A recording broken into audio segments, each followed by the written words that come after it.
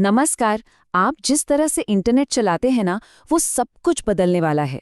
चलिए आज आसान भाषा में समझते हैं भारत के नए डिजिटल इंडिया एक्ट को, जिसका असर हम सब पर पड़ेगा।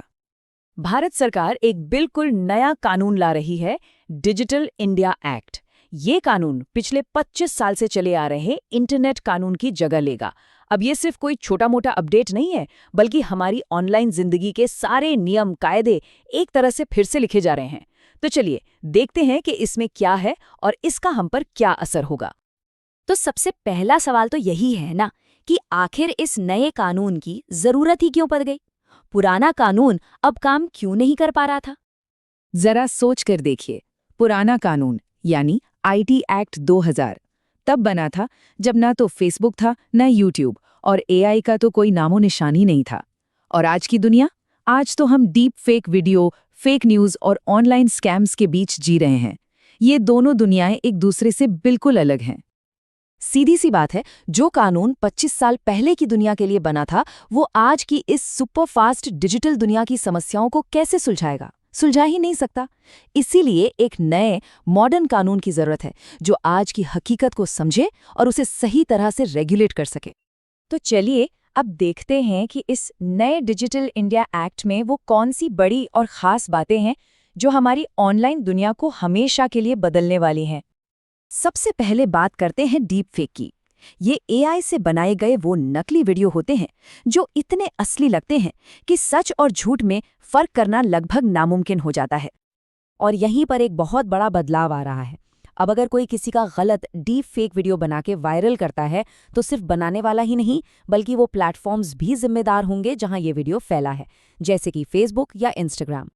मतलब अब सोशल मीडिया कंपनियां ये कहकर पल्ला नहीं झाड़ सकती कि अरे कंटेंट तो यूजर ने डाला है, हम क्या करें। इस नए कानून के तहत उन्हें फेक न्यूज और हेट स्पीच जैसी चीजों को रोकने के लिए खुद आगे बढ़कर काम करना होगा। बच्चों के ऑनलाइन सेफ्टी को लेकर भी बहुत कड़े नियम बनाए गए हैं। अब प्लेटफॉर्म्स को यूजर की उम्र वेरीफाई करनी होगी। साथ ही 18 साल से कम उम्र के बच्चों के लिए पेरेंटल कंट्रोल्स देना अनिवार्य होगा, ताकि माता पिता ये देख सकें कि उनका बच्चा ऑनलाइन क्या कर रहा है। डेटा प्राइवेसी, इसका सीधा सा मतलब ये है कि आपकी पर्सनल जानकारी, आपका फ़ोन नंबर, आपका पता, आप ऑनलाइन क्या क्या करते हैं, ये सब आपकी प्रॉपर्टी है।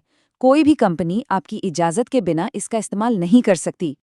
और इस नियम को गंभीरता से लागू करवाने के लिए सरकार ने भारी भरकम जुर्माने का प्रावधान रखा है। अगर कोई कंपनी आपके डेटा का गलत इस्तेमाल करती पकड़ी गई, तो उसे करोड़ों का जुर्माना भरना पड़ सकता है। ठीक है, ये सब तो हो गए नियम कानून, लेकिन अब आते हैं असली मुद्दे पर। इस सब का हम और आप जैसे आम लोगों पर, यानी रेगुलर यूजर्स और क्रिएटर्स पर क्या असर पड़ेगा? तो देखिए, बात सीधी है। अगर आप एक आम यूजर हैं, तो आपके लिए इंटरनेट पहले से ज्यादा सेफ और प्राइवेट हो जाएगा। लेकिन अगर आप एक कंटेंट क्रिएटर हैं या आपकी कोई कंपनी है, तो आपके ऊपर जिम्मेदारियां बढ़ जाएंगी और नियमों का ज्यादा ध्यान रखना होगा। तो ये एक तरह की दोधारी तलवार है। हमें ऑनलाइन कुछ भी कहने की आज़ादी तो है, लेकिन अब उस आज़ादी के साथ एक बड़ी जिम्मेदारी भी जुड़ जाएगी। इंटरनेट सुरक्षित होगा, पर शायद थोड़ा कम फ्री भी लगेगा। आपको क्या लगता है, क्या ये सही सौदा है? और यही इस पूरे कानून का निचोड़ है, सुरक्षा और आज़ादी के बीच एक नया बैलेंस बनाना।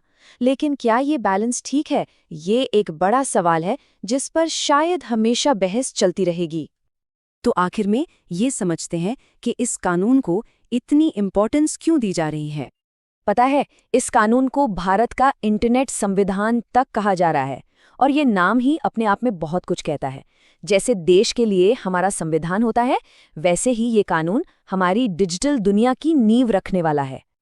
तो कुल मिलाकर इस कानून का मकसद हम सबके डिजिटल भविष्य को ज्यादा सुरक्षित, भरोसेमंद और जवाबदेह बनाना है।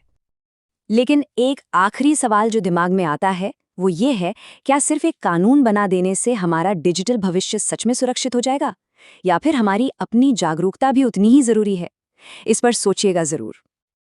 अगर आप टेक्नोलॉजी और पॉलिसी से जुड़ी ऐसी ही मुश्किल चीज़ों को आसान भाषा में समझना चाहते हैं, तो हमारे साथ जुड़े रहिए। हमारे चैनल को सब्सक्राइब करना मत भूलिएगा। धन्यवाद। Explained simply.